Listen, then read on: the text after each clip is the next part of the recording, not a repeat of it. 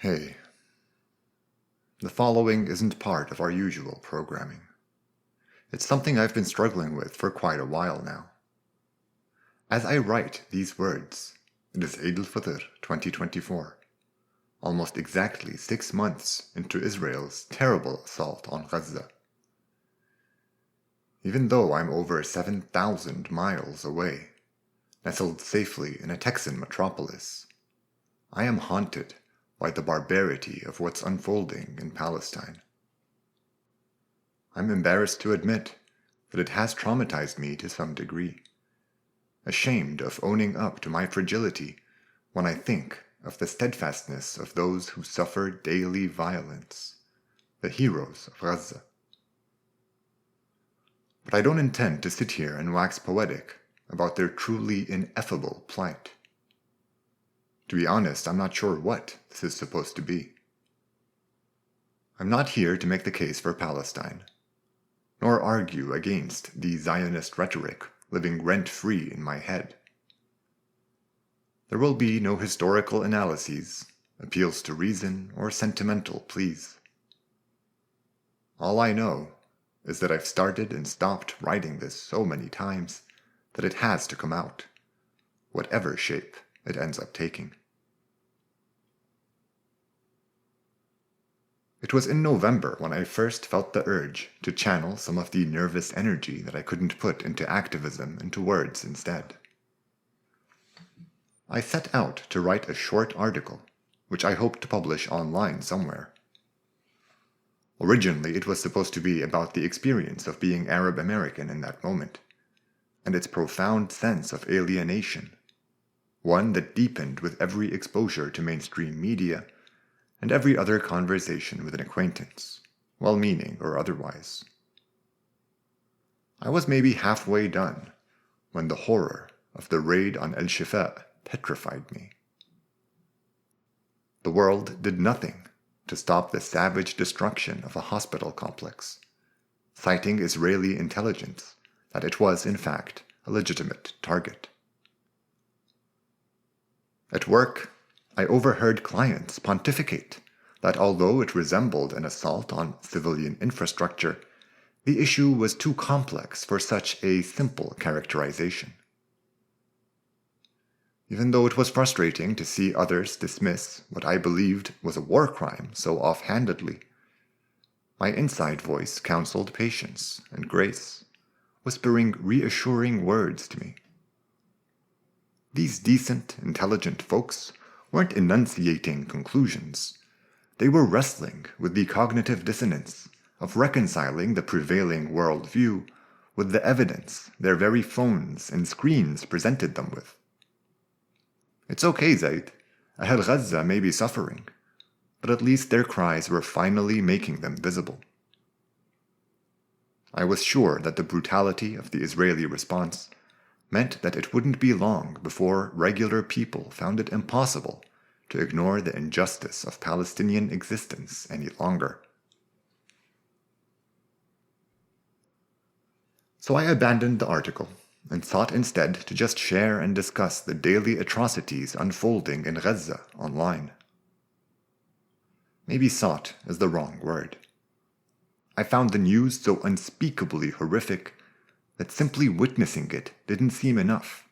I was compelled to do whatever I could to help it reach the widest audience possible. The sheer vitriol I encountered eroded what precious little was left of my mental health. In comment sections and social media, every argument I came across was either disingenuous from the start or devolved into expressions of naked hatred after a couple replies. While this was no great surprise, it drained me pretty quickly, and I turned back to activism in search of a feeling of community. More signs, more protests, more messages to my congresspeople. All I reaped for these efforts were more heartbreaking videos which I couldn't turn away from. A 12-year-old child waving a white flag shot in the head, then his 14-year-old brother who came running after him. A surgeon forced to amputate his 10-year-old daughter's leg over a bucket with no anesthetic, as those around her held her down while she howled in pain. Meanwhile, media here in the States admonished protesters for using the term genocide, pedantically pointing out that it barely qualified as an ethnic cleansing. The voice inside grew a lot more cynical. Don't act so surprised, Zaid. You've always known that it's a might makes right kind of world. Why would anyone be interested in helping the powerless Palestinians? I'd been seeing a therapist, and they told me I was beginning to exhibit signs of depression, that I had the responsibility to shield myself from stuff I knew would harm me. I didn't understand what they were suggesting. What do you mean? I asked. Oh, you know, you can read the sports page and opinion columns, but stay away from the news. We sat in silence for a few minutes. Then I got up and ended the session early. Now that I'm a few months removed from the incident, I can readily admit that their advice of stoicism in the face of events demonstrably outside of my control was quite logical. But I was scandalized at the thought that I could choose to ignore the suffering of others for the sake of my own tranquility. Although I bristled at the suggestion back then, ultimately, if you can't look away, your body does it for you. You see so much suffering that you simply can't take any more in. You become so oversaturated that you no longer feel anything. No longer able to experience the crushing survivor's guilt that comes from bearing witness to all this pain, your attention drifts back to other topics. And so, released from the grip of the tragedy of Palestine, I return to some form of business as usual. Maybe make some progress on the pod. I get to heal a little before some fresh horror emerges and the cycle starts once again. It's a loop around some dark and dispiriting psychological terrain that has sadly become all too familiar these days. It both helps and hurts that my loved ones have expressed similar trauma.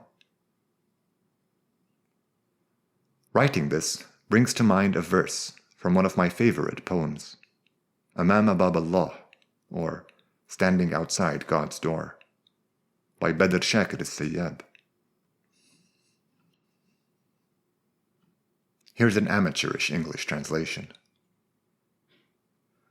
I'm tired of this hot, withering wind, wrestling against the currents and my conscience, and of my nights among these palms, the lamp, my thoughts, chasing after rhymes, in a darkness of black seas and silent dunes, a labyrinth of doubt and madness.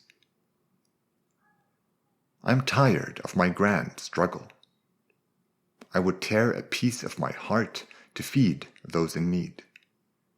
I would light their tents with the candles of my eyes.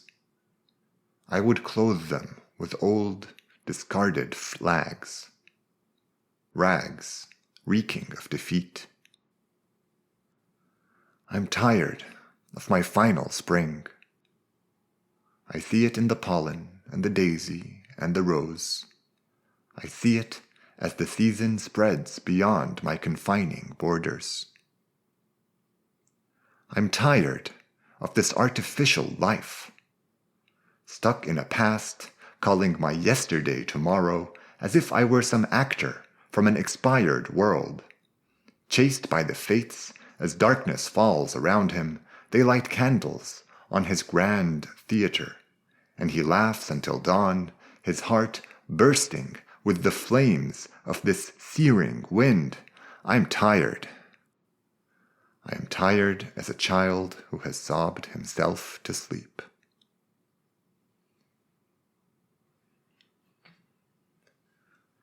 I only restarted this write-up at my brother's insistence.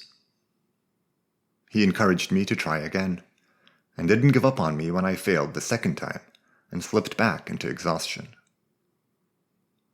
Another thing he did was forward a YouTube video to me. It was some guy sharing his recent thoughts on Palestine and how they had evolved over time. I'd been so inundated with such material that I didn't think I'd listen to it at first, but I'm glad I checked it out a few days later. Hearing him speak was like applying balm to fresh wounds, and it motivated me to go ahead with this. He makes wonderful use of poetry in that talk, far more elegantly than I, and I highly recommend it to all my listeners. I'll provide a link on our show's website, thecaliphs.com. Somewhat like Sean the YouTuber, I'm going to talk about Palestine obliquely by discussing my own experience. If you've been with me this long, then you must at least trust that I can be honest with you. I'm not here to push my opinions on anyone, just to tell you about some of the ways Israel and Palestine have cropped up in my life, a perspective I hope some of you will find useful. I should probably start by saying that I'm not Palestinian, and neither of my parents' family trees can be traced back to Palestine. I don't recall our time in Iraq, as I was only 4 years old when we left at the outbreak of the First Gulf War. We eventually resettled in Jordan, and that is where my earliest memories are from. Something like 20% of the population are descendants of Palestinians who were displaced by the Nakba in 1948, a percentage that rises sharply in Jordanian cities. I didn't know it at the time, but many of the rhymes we sang on the school bus were Palestinian. Hymns from a bygone past, about milking cows on green pastures. Many of our childhood friends were Palestinian, and in some cases, we've been lucky enough to hold on to these relationships. It's only thanks to Al-Tabari that I remember something relevant from my time in Jordan. To be clear, I'm not referring to Muhammad ibn Jarir al-Tabari, the famed historian whose compendium guided us through our exploration of Arab history. I'm talking about my family's personal Al-Tabari, our meticulous archivist, my mother. No doubt, like many other moms around the world, she held on to every scrap of paper her kids brought home from school, and all the silly things we made growing up. I used to enjoy creating mock magazines. My parents worked in an office, and they'd sometimes bring home blank paper and stationery. I'd stack 5 sheets, fold them down the middle, staple along the crease, and voila, I had a blank 10-page canvas. I mostly enjoyed filling it with jokes, riddles, rhymes, and drawings, but it was conventional knowledge that every respectable magazine had to open with news. Mom and I were going through my childhood memorabilia last summer, and I was shocked to find that one of my magazines had a page with the headline, "Netanyahu says something stupid. Angry people throw rocks at him." It must have been from 95 or 96. It was a dizzying experience to be unexpectedly confronted by a reminder of how stagnant the Palestinian cause had been for literally my entire life.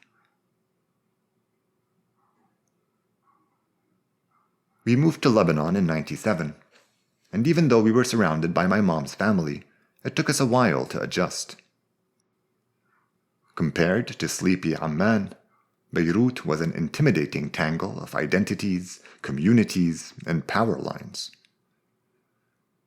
I remember coming home one day after a soccer game with some friends, only to be stopped by a stranger in the middle of the road handing out sweets. "They've done it! Our brothers have liberated the land!" He handed me and other passerbys some ma'moul and a flyer. I had no clue what he was talking about, but it was late May 2000, and Israel had finally pulled out of South Lebanon. It took a few years, but friends from the South began to invite us to their towns and villages. Invariably, every single time, they would point out where the Israeli checkpoints had been and where the large metallic lettering that marked the name of their town in Hebrew once stood. I made a new friend at school the next year. We called him Triple A because of his initials, but more so because we were all into WWF, now WWE, and it sounded like Triple H, a popular wrestler back then. He and I were talking one day. I don't exactly recall about what, but at some point in the conversation, he furtively whispered, "I'm Palestinian." Confused at the secrecy, I asked him about it, and he said he didn't want our classmates to know because many Lebanese discriminate against people like him. What? Weren't we all for the Palestinian cause? I asked. He scanned my face, detected no sarcasm, and explained to 14-year-old Zaid that it was a little bit more complicated than that.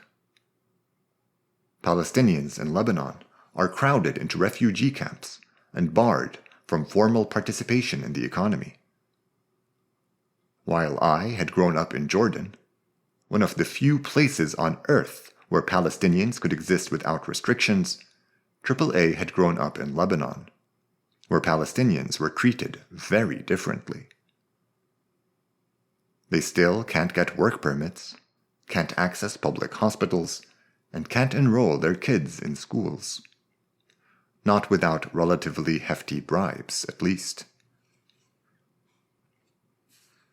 Triple A lived in Al-Dahi, a stone's throw away from the refugee camps of Sabra and Shatila, infamous for the 1985 massacres, when Israeli troops facilitated, shielded, and guided Lebanese militia fighters as they slaughtered thousands of Palestinian women and children. Dahi translates as the suburb. If that brings to mind an idyllic American suburb, then perhaps I should have used the French banlieue to conjure up images of poverty, displacement, and disrepair instead. Dahi is a southern extension of Beirut, blithely referred to in Western media as a Hezbollah stronghold, because it's where the Shia population of South Lebanon set up shop when they sought to relocate closer to the capital, following the Israeli occupation of the South. You'd think that living among these implacable foes of the Zionist project would fill Triple A with a sense of camaraderie, or at least I did. The reality was unfortunately a lot grimmer. Because the Palestinian cause resonates with us Arabs, it is instrumentalized by our political parties, ideologies, and any other aspirants to public legitimacy. Despite paying lip service to the necessity of pursuing justice for the Palestinians, these institutions or politicians are ultimately only concerned with furthering their own ends. I remember one visit to the South as a teenager. A friend had invited me for a sleepover in their village, and we were chatting with their neighbors. They told us how difficult life had been under Israeli occupation and how proud they were of Hezbollah for liberating the South. Then, to end a lull in the conversation, one of them volunteered, "After Zionists, the people I hate the most are Palestinians." I had no way of processing the absurdity of this statement at the time, though I am no longer surprised by it as an adult. I wouldn't even blink if I came across a snippet in American journalism today which quoted a far-right figure saying, "I hate terrorists more than I hate Jews." That's what Hezbollah is, a far-right military-political organization mainly interested in the Palestinian cause as a way of furthering its own legitimacy in the eyes of the Arab public. These were the sorts of people Triple A had to live around, and it is no wonder that he wanted to keep his identity under wraps. I'm torn between limiting the discussion to Palestine and letting loose with tangents such as this one on the hypocrisy of Arab politics. On one hand, I want to emerge with a consistent and focused episode. But on the other, I want my words to flow naturally, with as little editing as possible. I also struggle with the guilt of glossing over certain atrocities. I prevaricated for about an hour over that mention of Sabra and Shatila, before ultimately realizing that Palestinian suffering in Lebanon, at the hands of Lebanese, is simply too large a subject for me to broach. It's a shameful stain on Lebanon, perhaps one of many, but certainly one of the darkest. It's the same with this diatribe on the impotence of championing Palestine through the politics of other Arab countries. I could talk about that for days, but I'll suffice with another few lines of modern verse. Nizar Qabbani wrote a piece he titled Margin Notes on the Defeat after the Six-Day War. Note number 17 goes, if someone could guarantee my safety, if I could meet the Sultan, I'd say to him, Sultan, sir, your savage dogs have torn my clothes. Your informants chase me constantly. Their eyes chase me, their noses chase me, their feet chase me, like inevitable fate, like judgment. They interrogate my wife and take down the names of my friends. Esteemed Sultan, because I dared approach your deaf walls, because I tried to express my sorrow, our plight, your soldiers beat me with their shoes and forced me to eat my own. Your Majesty, esteemed Sultan, you have lost the war twice over, because half our people have no tongues with which to speak. What value is a people without a voice? Because half our people are besieged, like ants, like rats within your imposing walls. If anyone could guarantee my safety, anyone from the Sultan's camp, I would say to him, you have lost the war twice over, because you have departed from our shared humanity.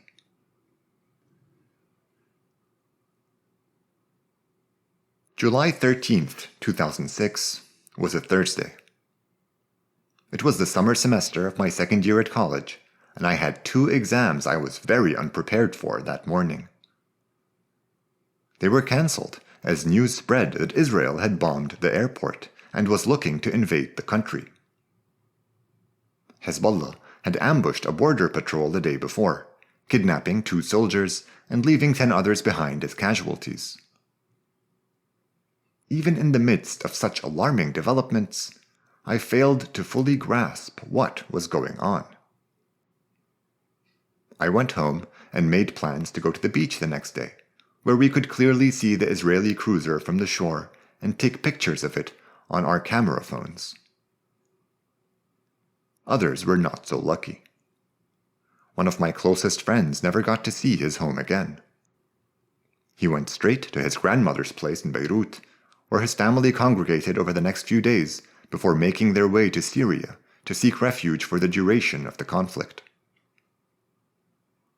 Upon their return, he had to sift through the rubble of their building in Dahi to look for any surviving possessions.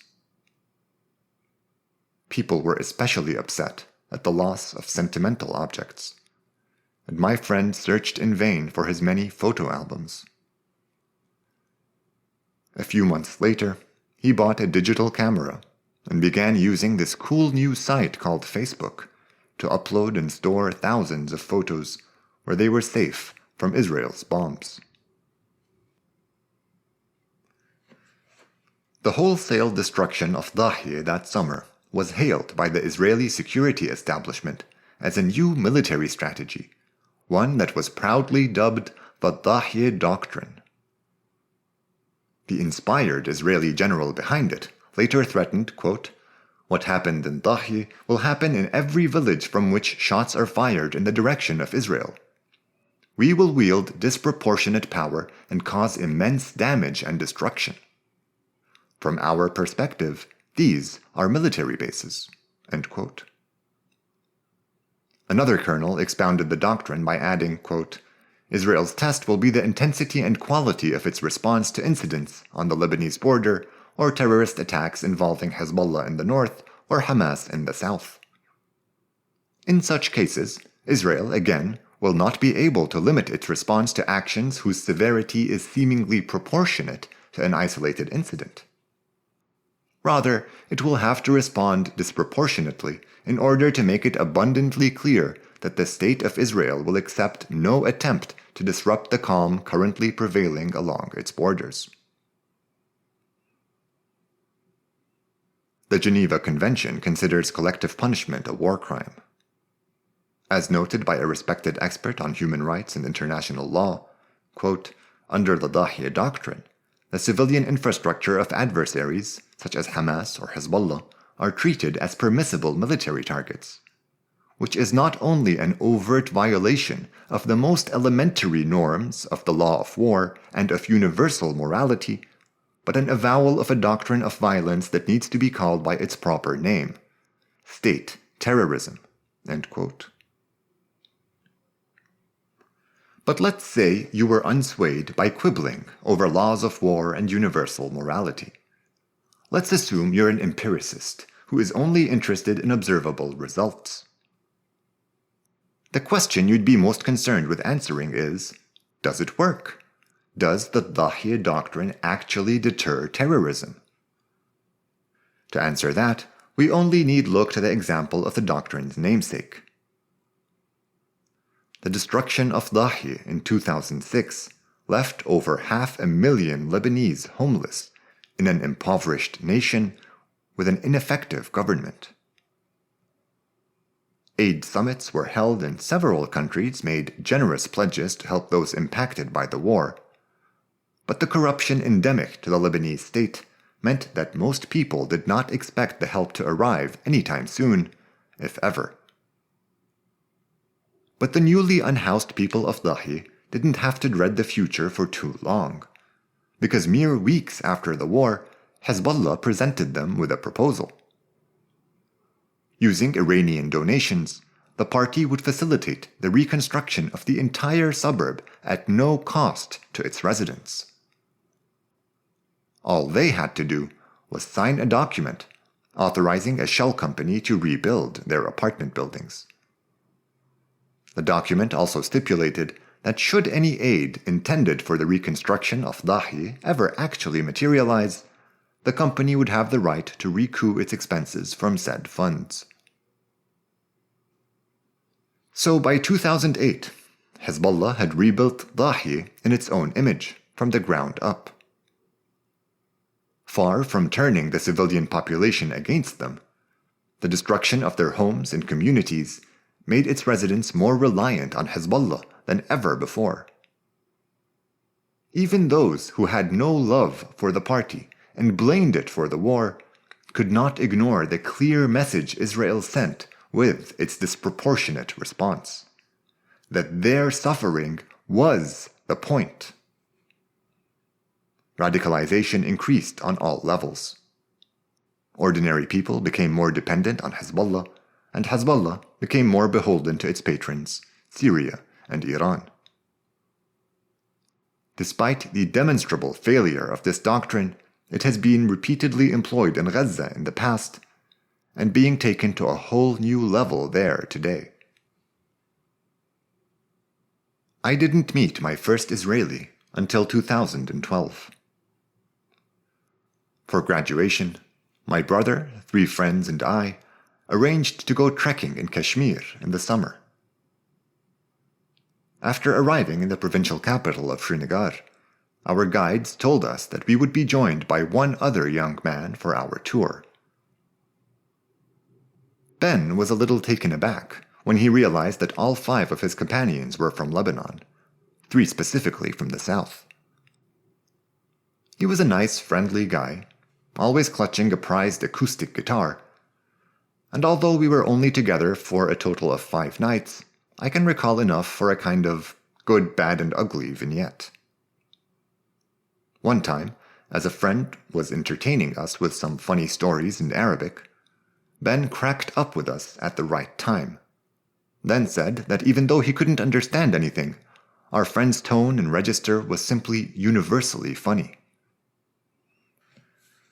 Another time, he was excitedly telling us about some of the details which adorned his beloved guitar.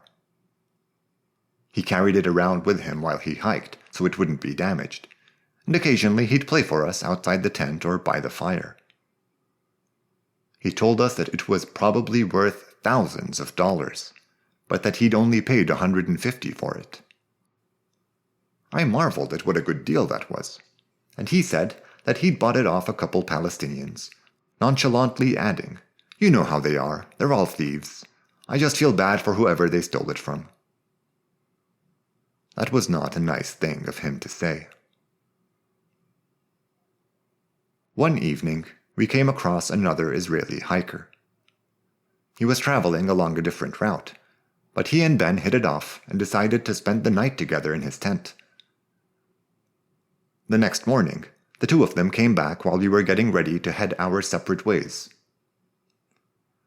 So far, we had managed to avoid any discussion of politics. After all, we had to travel together, and none of us were looking to sour the mood on this once-in-a-lifetime vacation. Ben's new friend was of course unburdened by such considerations. He told us that he'd heard we were from Lebanon, that he'd love to visit.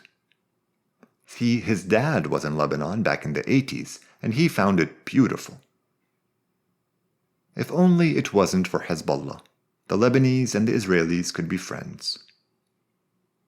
I can't say for sure that he was trolling, but when the guys reminded him that Hezbollah wasn't founded until 2 years after the Israeli invasion of Lebanon, and that it draws its support from the deep well of trauma that occupation had inflicted upon the people of the South, one they renewed only 6 years earlier, all he had to say in response was something in Hebrew, presumably at Ben, before walking away.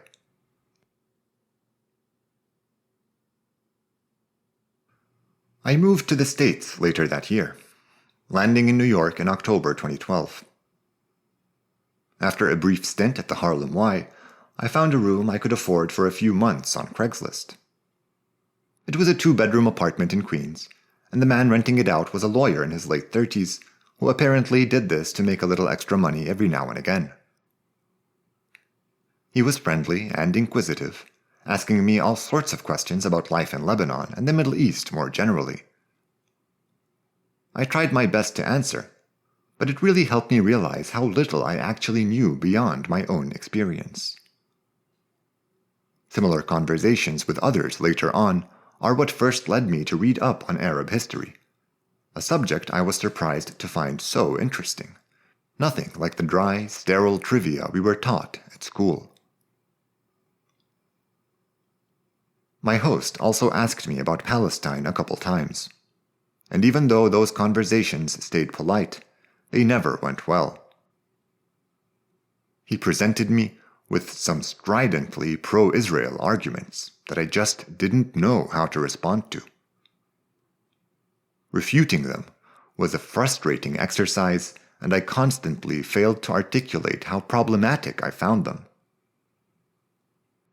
I'm still not sure whether he actually held these views, or if he was just a lawyer who enjoyed debate. If it was the latter, then I was a poor choice of interlocutor. He didn't learn much from me, and I walked away with the impression that all Americans I discussed the topic with would be similarly insensitive to Palestinian suffering. I didn't really interact with other Americans until I moved to Texas and got a new roommate. Andrew was a few years younger than I, and he'd just moved to town for love. He wasn't just friendly to me. He was a person who genuinely sought to make a connection. It was the first time I'd had that in months, and I was fortunate to come across someone like him. He loved literature, philosophy, poetry, and music.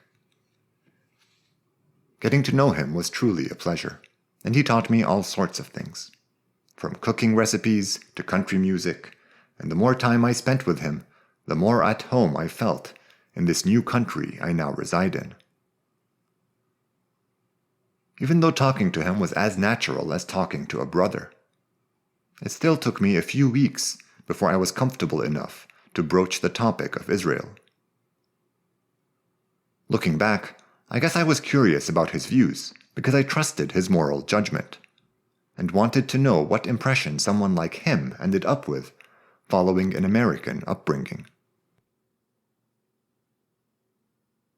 I remember we were out getting drinks when I said I wanted to ask him about something contentious. He told me to go ahead with his usual ease, then let out a laugh when I said it was about Israel. He was amused that I was behaving so stereotypically Arab, approaching the subject warily and defensively. Andrew said he understood Israel as a consequence of World War II. He felt immense sympathy for Jewish people in light of all the suffering they had endured in Europe, and felt that Zionism was a project born out of good intentions. Like everybody else, they had a right to exist safely in a place they called home.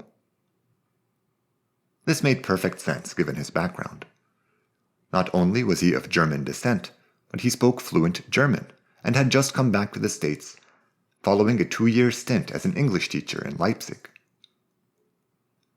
On the other hand, Andrew said he was aware of the imperialist roots of the Zionist project, and wide-eyed about how such enterprises are predicated on the oppression of the populations they displace.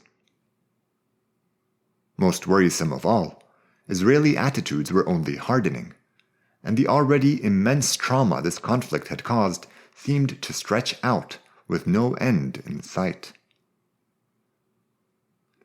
He found the whole history too fraught and violent to engage with intellectually for very long. He then asked me what I believed. I'd been giving the question more thought since New York. My response was that I agreed with much of what he had said, especially the part about all people having the right to exist safely in their homeland.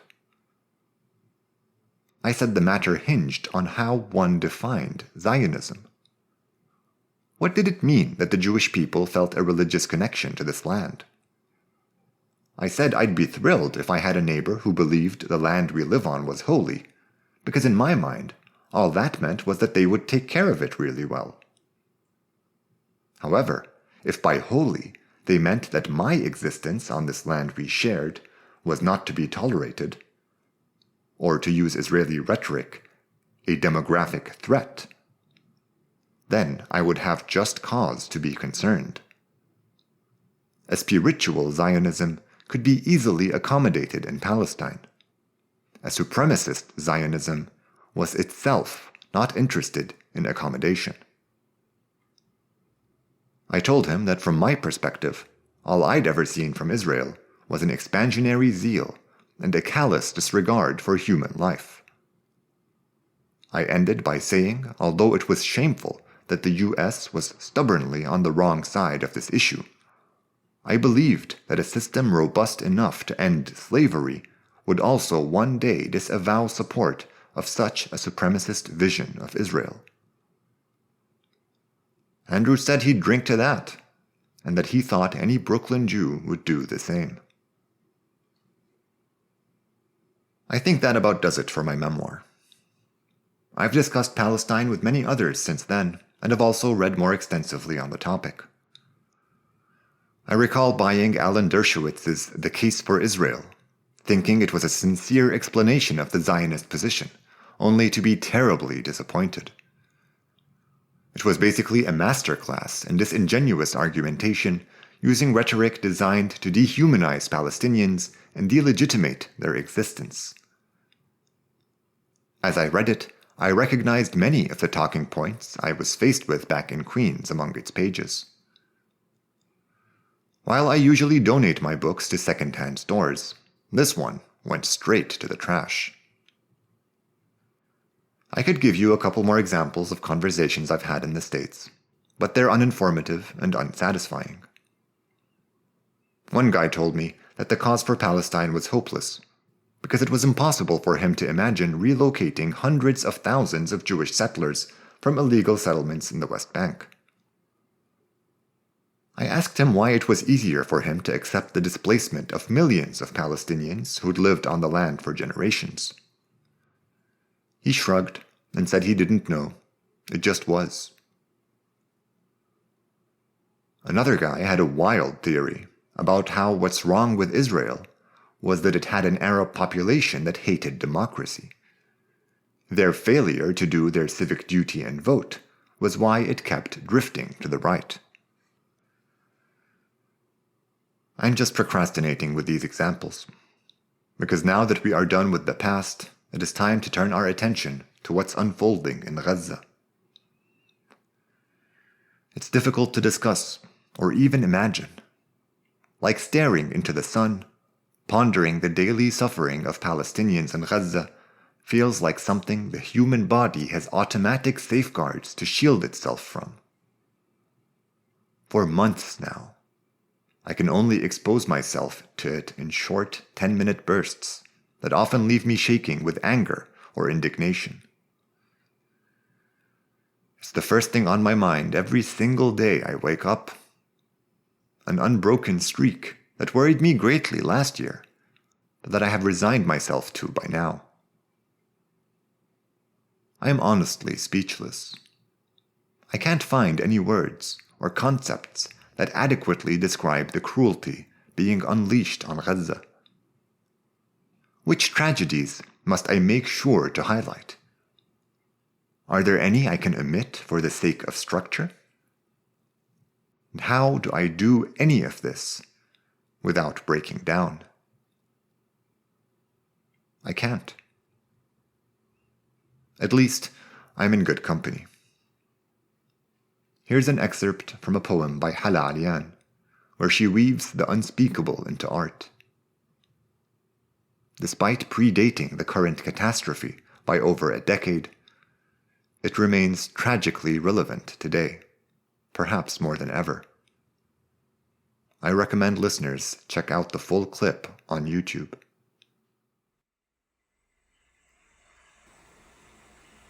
Dear Gaza, I'm sorry. Dear Beirut, I still love you like an arsonist. Dear Venice, when that glass blower put his lips to the heat and I followed his breath into an ornament, I understood grace. Dear New Orleans, you gave me swelter and melody and staircase. After the longest winter of my life, you are where I forgave myself.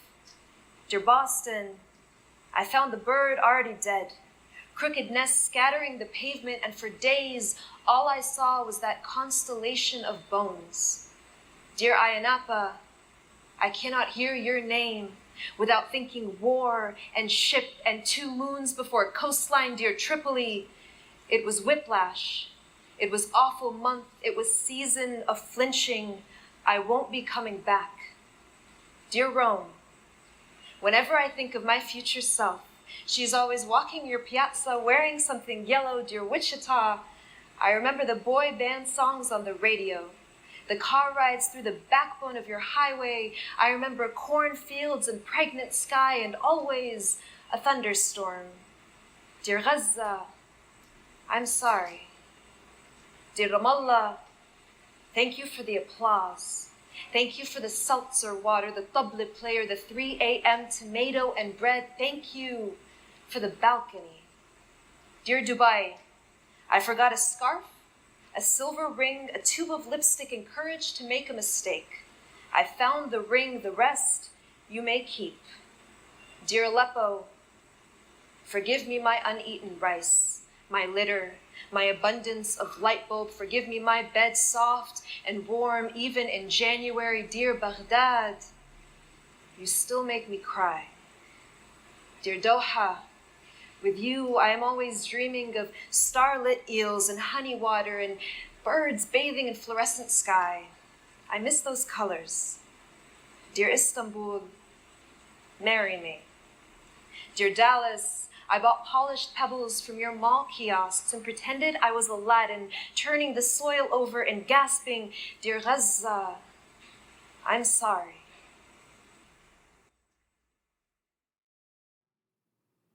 But I don't want to end this with a discouraging message, even if that is how I often feel these days. I originally started this write-up because I thought my perspective as an Arab American could be valuable to others. It's been a strange existence these last 7 months or so. Conversations with my friends and family back home are full of pain, vulnerability, and attempts to uplift one another from feelings of shared powerlessness. Then I have to steel myself before walking into the office, where seemingly perfunctory conversations can suddenly turn galling. An egregious example was when a colleague of mine called saying he'd been thinking about me since October 7th, asking if my family in Palestine was all right. I thanked him for his concern and said that my family was safely in Lebanon. He immediately replied, "Thank God for that. You know the other side has their suicide bombers lined up and ready to go." I was so taken aback that all I said in response was that violence only encourages more violence. To which he replied, "Yeah, let's hope they can take them all out before the terrorists get a chance to do anything horrible." So as you can tell, there's a night and day difference in these conversations, a contrast reflected in the media environment. Whereas my friends and family share insightful analyses on the evolution of Israeli political rhetoric or pertinent updates about Palestinian communities, here in the States, the coverage has been unflinchingly Zionist. The country's major mouthpieces, behemoths like CNN and the New York Times, have codified exceptions to their usual standards and practices when it comes to Israel. The former mandating that all reporting go through their Jerusalem bureau for approval before publishing, the latter requesting its staff avoid certain words like genocide, ethnic cleansing, and even occupied territory.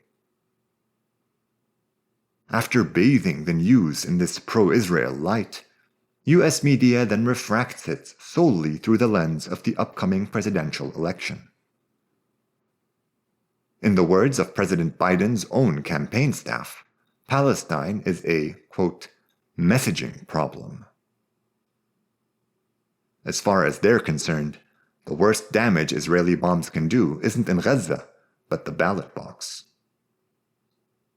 Worried at the prospect of losing the election, they've depicted the youth protesting at college campuses today and their allies on the left as Trump's useful idiots, or worse. Their message is essentially, we're not sure if you're ignorant, overly sentimental, or just plain anti-Semitic, but you're killing democracy by not voting for Joe Biden. Unsurprisingly, this approach only compounds their messaging problem. And it's ironic that they don't see the fundamentally anti-democratic nature of this stance. To them, I say, if anything is poisoning American democracy, it's this country's relationship with Israel. Free speech is the cornerstone of any democracy, and Israel's most steadfast allies have all suffered a palpable decline on that front. Shocking examples abound. From the brutal treatment of peaceful protesters on American campuses to the silencing of ardent and intelligent voices speaking up for Palestine in Germany. Furthermore, Israel is predisposed to furthering diplomatic relationships with other nations when someone with autocratic tendencies is in charge. Bolsonaro, Milei, Modi, and of course, Trump, who recognized Jerusalem as the Israeli capital and moved the U.S. Embassy to the city after generous donations by the billionaire Sheldon Adelson. Beyond the stifling of free speech and coziness with autocrats, Israeli money regularly pours into political races in the U.S. to ward away any candidates deemed hostile to the status quo. None of this is good for American democracy. Yet Israel is proudly hailed as a force for good across the entire political establishment. The horror of what's unfolding in Gaza has galvanized many people of conscience into action. While political bipartisanship pretty much defines the rhetoric used to discuss any such issue in US media, it is clear that the base of supporters calling for justice in Palestine goes beyond those narrow definitions. In these dark months, the allyship of entire communities that seem to resonate with the sense of oppression, people who really get it, has been a beautiful and heartening ray of light. Native Americans, Latinos, Black Americans, Muslim Americans, LGBTQ+ folks, and of course many white and Jewish Americans, whose support is quite literally invaluable. Being joined by this diverse coalition at rallies gave me a perspective I had never appreciated before. We were more than hyphenated American identities. I am, American. A sense of belonging that had long eluded me.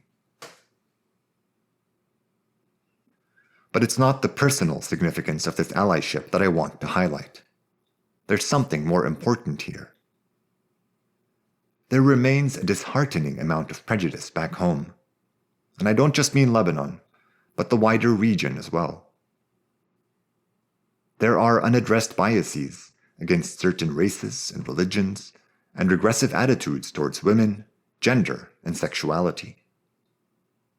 The groups most actively involved in combat against Israel seem to hold these views in abundance because they tend to be especially conservative. Hamas and Hezbollah both mix religious ideology with their politics and adopt the uncompromising rhetoric of devotees. It's worth taking a minute to investigate the structural reasons for this and consider the consequences. The antagonism against championing Palestine is so severe that only groups bound by such rigid worldviews can endure long enough to challenge Israel. Consider Hamas, Hezbollah, and Iran. In each of these three very different situations, it was the unrelenting hostility faced by a population which led to the social hardening that in turn gave rise to the inflexible ideologies they hold today. The Shah's tyrannical regime led his opponents to work hand in hand, bringing groups that otherwise would have never come together. Workers, students, communists, and others overcame their initial suspicions and embraced Khomeini's austere religious supporters. In Lebanon, there were all sorts of resistant movements against the Israelis following their invasion of the country, but the only one that survived was Hezbollah, which sustained itself through Iranian support and adopted a millennialist framework which superseded worldly considerations. Hamas was only created after long decades of dashed hopes and steady decline. It is not a genocidal group hell-bent on annihilating all the world's Jews. It's an accelerationist one that refuses to allow the Palestinian people to go gently into that good night. Instead of dying quietly, out of sight and out of mind, Hamas would prefer to fight back using any and all means necessary. While the Palestinian people have no say over which groups claim to support their cause, I am personally ambivalent about two of these allies. Violence against civilian populations should never be accepted. And although I cannot wholeheartedly object to any acts of indigenous resistance in Palestine, it is important to note that such acts do more harm to the cause for justice than good. Iran and Hezbollah both participated in the oppression of the Syrian people when they dared resist their tyrannical government. I will never see them as true freedom fighters again. Conversely, Hamas, who understands what oppression is, elected to withdraw entirely from Syria at the outbreak of its civil war. Out of the three, they're the ones with the least innocent blood on their hands. But I've been focused on the warriors, and the movement for justice will require something entirely different than a believer's zeal. In order for it to grow to fruition, it will need the support of all sympathetic communities, all oppressed peoples. It is a treasured dream, my hope beyond all hopes, that through liberating Palestine, we can also liberate ourselves from the prejudices with which we oppress one another. Or perhaps it is more apt to say that unless we liberate Palestine, we won't be able to liberate ourselves. I'm trying to wrap this up, and I really want to avoid suggesting solutions like some kind of armchair expert. Only the Palestinians can decide what justice looks like, by which I mean all three kinds of Palestinians: the Arab citizens of Israel, those living in the West Bank and surviving in Gaza, and those in the diaspora. Any solution that ignores one of them is inherently unjust and doomed to failure. The unflinching support Israel receives from its allies means that it has never had an incentive to pursue such negotiations, however. It routinely wards away the prospects of peace by arresting those who wield any popular legitimacy, depriving the Palestinian people of real representation. Israel is then free to decry the absence of a partner for peace. The hypocrisy is compounded by its wholesale denial of Palestinian history, an attitude pervasive in Israeli society. Palestinians are described as Arab invaders who taint the Jewish homeland with their presence. Until Israel comes to terms with the fact that Palestinians have a valid claim to the land, it will not be able to genuinely negotiate a lasting solution. All of the proposals put forth by Israeli governments over the years have been hollow because they fundamentally deny this reality. None of the two-state formulations divide the land to create two homes. By insisting on wielding a monopoly on military power and policing all borders, imports, and immigrants, these Israeli proposals are more akin to finding a convenient space to imprison the Palestinian population within. I can think of two ways to contribute to the cause of Palestinian liberation from afar. The first is to talk about it, or at least make sure the subject is no longer taboo in the West. What I told Andrew about my faith in the American system wasn't just some line I threw in to appease his sensibilities. I truly believe that the U.S. position can be reformed through grassroots activism. To achieve that, we need to push back against the arbiters of free speech and to support those who bravely stand against them. My favorite charity is Palestine Legal, an organization which provides pro bono resources to anyone whose activism for a free Palestine is illegally suppressed or attacked. Please consider donating to them, or any group that wages the important war for our rights to free expression. The second bit of advice is to not look away. No matter how hard it seems, it is important, it is critical, that we witness the suffering of the Palestinians. When we're being constantly gaslit by reputable news sources, it becomes incumbent upon us to seek out the truth. While we work to limit the amount of death unleashed by Israel on Gaza, let us at least try and make sure nobody dies alone. That as few as possible of the countless dead go unnoticed. I would like to end with some poetry, an unexpected source of comfort and commiseration in these difficult times.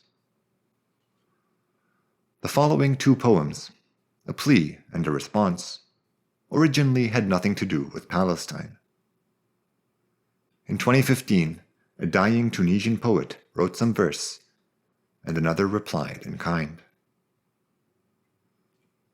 From his deathbed, Awlad Ahmad wrote,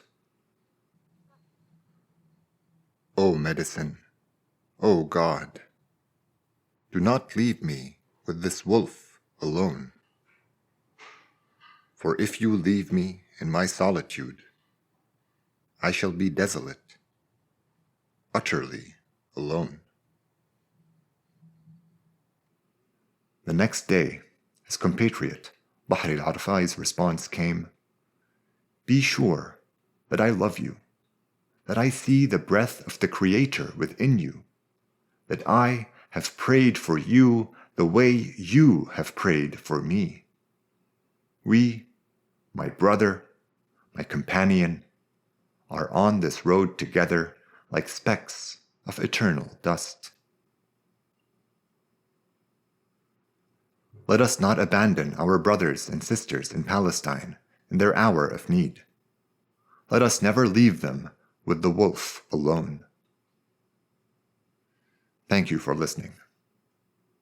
From the river to the sea, Palestine and all its children, Muslims, Christians, Jews, everyone will be free.